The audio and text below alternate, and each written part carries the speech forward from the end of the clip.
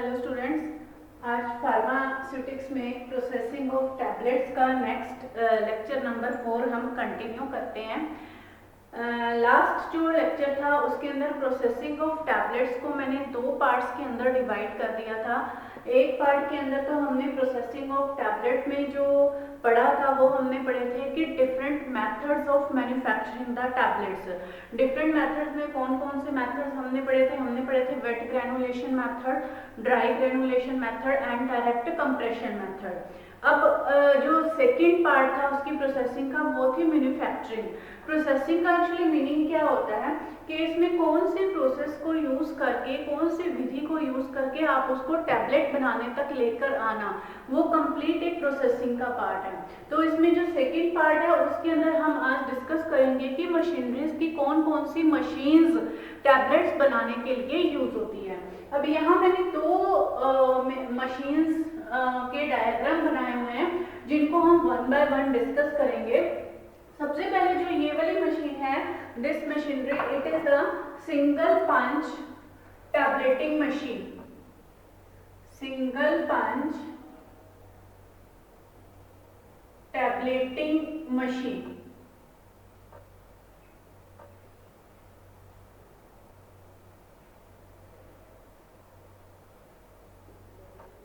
Single punch tableting machine.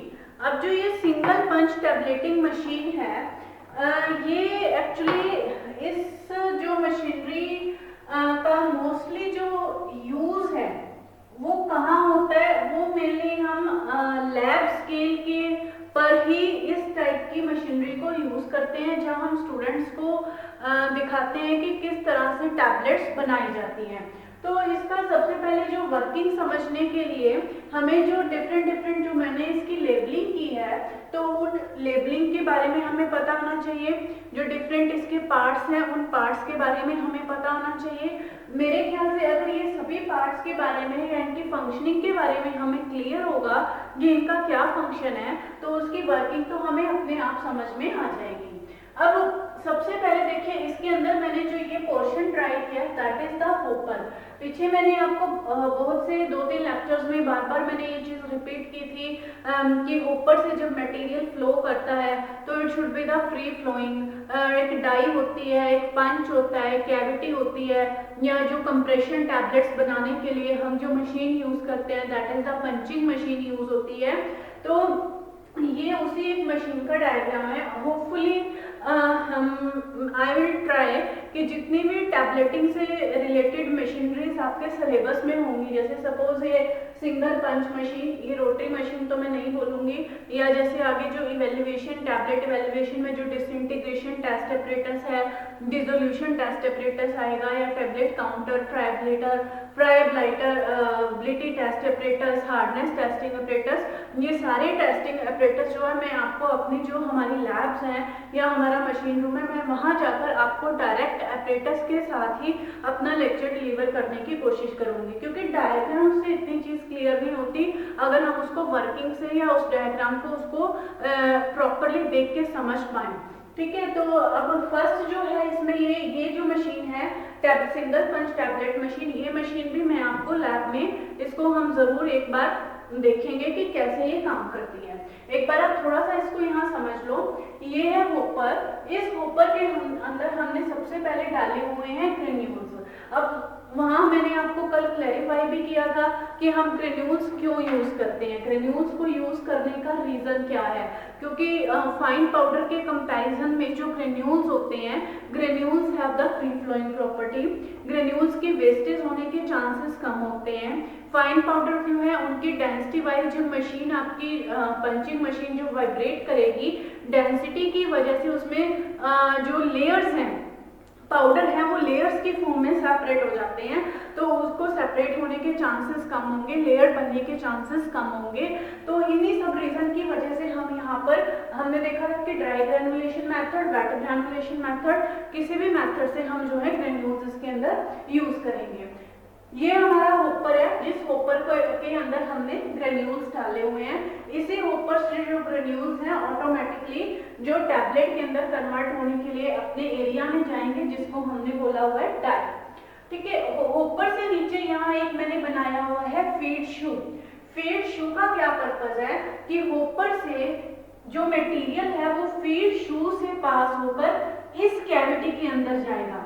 ये जो cavity है जो मैंने ये यहाँ ब्लू से मार्क की है, ये कैविटी, इस कैविटी को हम बोलते हैं डाई। बार बार मैंने कल आपको बहुत बार रिपीट किया था कि डाई क्या होती है। अपर पंच और लोअर पंच ये होती है डाई।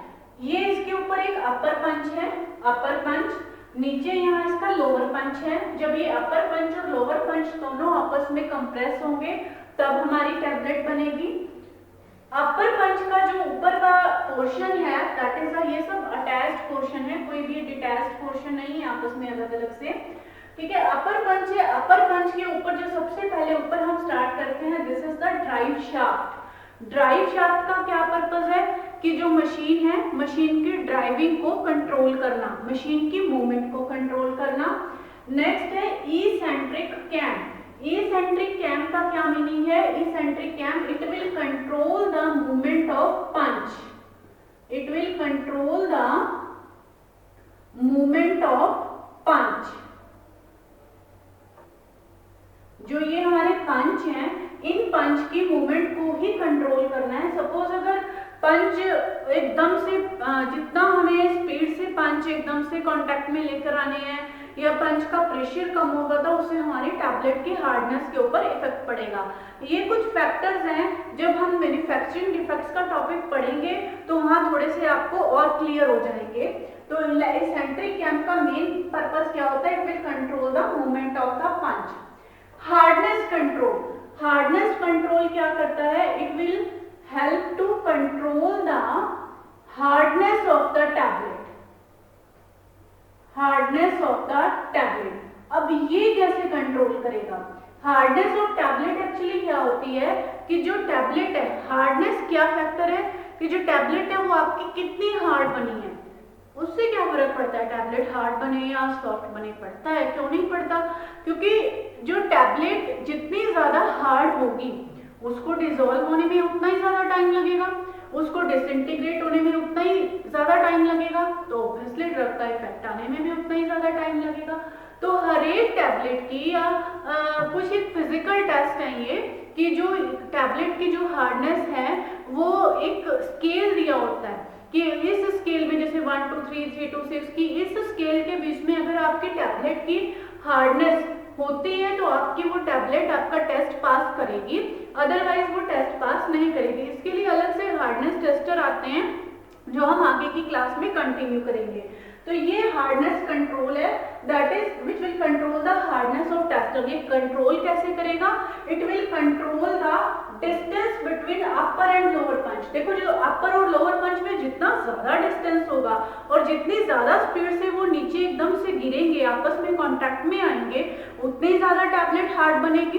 तो उसको हम उसी के अकॉर्डिंग एडजस्ट कर सकते हैं। ये सभी स्क्रू से एडजस्टेबल है, एडजस्ट कर सकते हैं।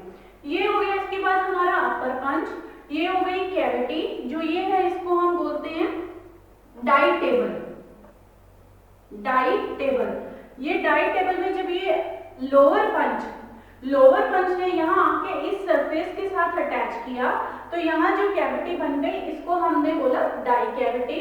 नीचे है ये इजेक्शन रेगुलेटर। इजेक्शन रेगुलेटर का क्या मीनिंग है कि जब आपकी टैबलेट बन जाएगी तो उस टैबलेट को ऑटोमेटिकली बाहर निकालना, कि किसी तरह की टैबलेट की जो डाई है, डाई के चारों तरफ वॉल से कोई भी स्टिकीनेस ना हो, किसी भी तरह से कोई एडहेरेंस ना हो, ताकि जो आपकी टैबलेट है वो स्मूथ निकले। तो ये है इंजेक्शन रेगुलेटर, एक तरह से एक सिस्टम है कि टैबलेट का अपने आप से बाहर आ जाना। और ये है वेट रेगुलेटर कि हमने कितने वेट की टैबलेट बनानी है। अगर सपोज हमने 500 mg की टैबलेट बनानी है या 250 mg की टैबलेट बनानी है तो वेट रेगुलेटर से हम इसे इस तरह से एडजस्टमेंट करेंगे कि जो ऊपर से जो मटेरियल है वो फीड शू में एक सिर्फ उसी क्वांटिटी के हिसाब से ही वहां पर मटेरियल आएगा डायरेक्ट। जैसे सपोज 500 mg की टैबलेट बनानी है तो 500 mg के हिसाब से सिर्फ 500 mg जो है मटेरियल ही डाई के अंदर जाएगा।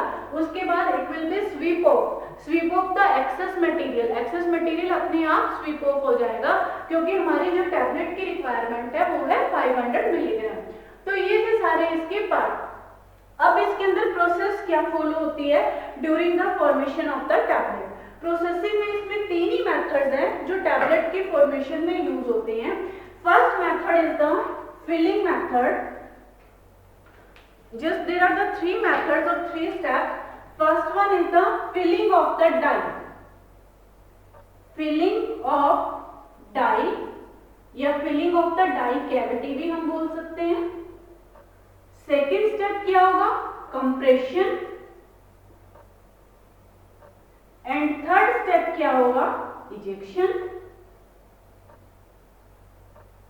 थर्ड स्टेप क्या होगा इजेक्शन। यही जो तीन स्टेप हैं, स्टेप्स दोनों के दो मशीनरीज में कॉमन होंगे, चाहे वो हमारी सिंगल पंच मशीन है, चाहे ये जो दूसरी मशीन है जो एक और मैंने यहाँ पर आपको दिखाई है, that is the rotary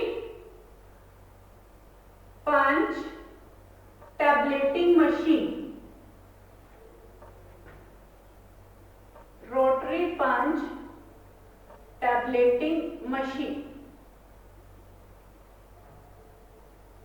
process तो तीनों के अंदर ही सेम होगा। तो सबसे पहले इसके अंदर क्या होगा filling of the die cavity. इसमें जैसे ही हम मशीन को ये जो मशीन है पहले हैंड ऑपरेटेड मशीन्स भी आती थी कि इसके साथ यहाँ पे एक हैंडल लगा होता था, उस हैंडल को जैसे बाय हैंड हम ऑपरेट करते थे, लेकिन आजकल ये जो मशीन्स हैं वो इलेक्ट्रिकली ऑपरेटेड भी हैं। फिलिंग ऑफ डाई कैविटी सबसे पहले होपर में से जो आपका मटेरियल है it will pass through the feed shoe and will enter into the die. जब डाई में एंटर होगा तो ये चीज आपको माइंड में रखनी है कि उस टाइम पे जो लोअर पंच है, lower punch it will be on the upper direction. Lower punch upper direction में होगा और अपर पंच उसमें बिल्कुल ऊपर होगा, अपर पंच का कोई भी कांटेक्ट नहीं होगा। तो लोअर पंच की डिस्टेंस से हम जो डाई है कि हमें टैबलेट की थिकनेस क्या रखनी है वो भी हम इसमें एडजस्ट कर सकते हैं with the help of the weight regulator या with the help of the eccentric cam. उसके बाद हम क्या करते हैं इसमें, जब इसमें मटेरियल जितना मटेरियल फिल होना है जो हमारी टैबलेट की रिक्वायरमेंट है वो ग्रेन्यूल जब इसमें फिल हो जाएंगे ऑटोमेटिकली यहाँ से मटेरियल पास होना अपने आप बंद हो जाएगा और जो कुछ स्वीपर्स होंगे जो यहाँ फीड शू के साथ, these sweepers will remove the excess of the material। Heaped नहीं होगा वो डाई के ऊपर, जैसे हमारी ये डाई है मतलब खाली कैविटी है, इसके ऊपर ये हीप्ड मटेरियल नहीं होगा। जितना एक्स्ट्रा मटेरियल होगा उसको स्वाइप कर देंगे, उसको स्वीप कर देंगे, साफ कर देंगे। उसके बाद क्या होगा जैसे इसमें सेकंड मेथड होगा that is the compression method. Compression में क्या होगा अब हमने कंप्रेस करना है, अपर और लोअर पंच दोनों पंचेस को हमने कंप्रेस करना है।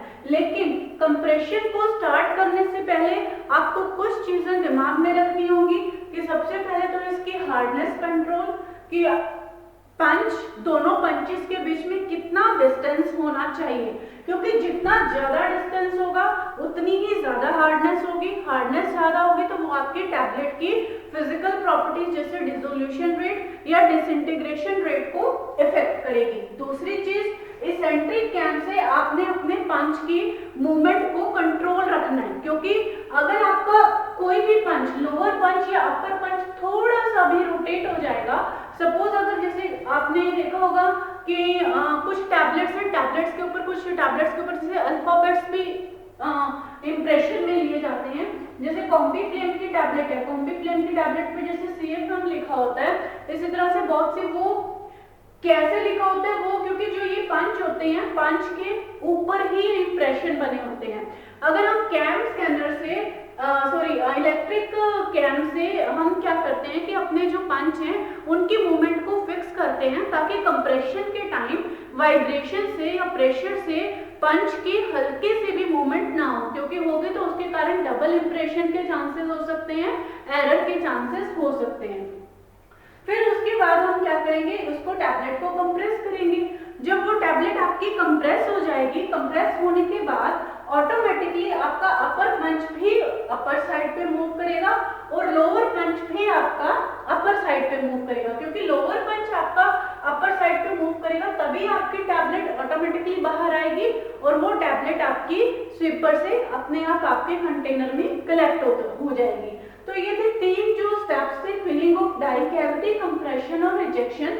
इसके अंदर जस्ट आपको डायग्राम समझने की जरूरत है, डिफरेंट पार्ट्स की हर एक डिफरेंट पार्ट का क्या फंक्शन है, क्यों मतलब कि हमें hardness control, weight regulator, rejection regulator इनकी क्या जरूरत है, और अगर जब हम फिलिंग करते हैं डाई कैविटी की तो अपर पंच और लोअर पंच की पोजीशन क्या होगी, कंप्रेशन करेंगे तो दोनों अपर पंच और लोअर पंच दोनों आपस में एक दूसरे के कांटेक्ट में होंगे, और रिजेक्शन होंगे तो अपर पंच और लोअर पंच दोनों की डायरेक्शन ऊपर की तरफ होगी, तभी तो हमारी वो जो टैबलेट है वो बाहर आएगी। लेकिन अब जो ये सिंगल पंच टैबलेटिंग मशीन है, सबसे बड़ी मेन डिसएडवांटेज क्या है कि single punch tableting machine it is a very मतलब कि हैवी आप ये कह सकते हो, और सिंगल पंच है तो एक टाइम में एक ही टैबलेट बनती है, 1 आवर के अंदर 100 से 200 पर टैबलेट्स की ही इसकी कैपेसिटी है, ज्यादा कैपेसिटी नहीं है। तो इस टाइप की जो मशीन्स हैं जिनको सिर्फ हम लैब स्केल पे यूज कर सकते हैं फॉर द स्टूडेंट्स के लिए, इनको हम इंडस्ट्रियल स्केल के ऊपर यूज नहीं कर सकते।